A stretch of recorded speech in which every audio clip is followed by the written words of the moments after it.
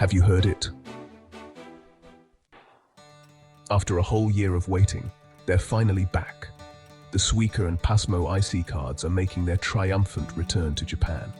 It's now been more than a full year since then, but there's finally a light at the end of the tunnel, as JR East says it expects to reinstate unrestricted Suica card sales this coming fall. Get ready to unlock the ultimate travel convenience as you navigate the bustling streets of Tokyo and beyond. These must-have cards, which make commuting on trains, buses, and even shopping a breeze, have been in short supply for the past year due to a global semiconductor shortage. But the wait is over.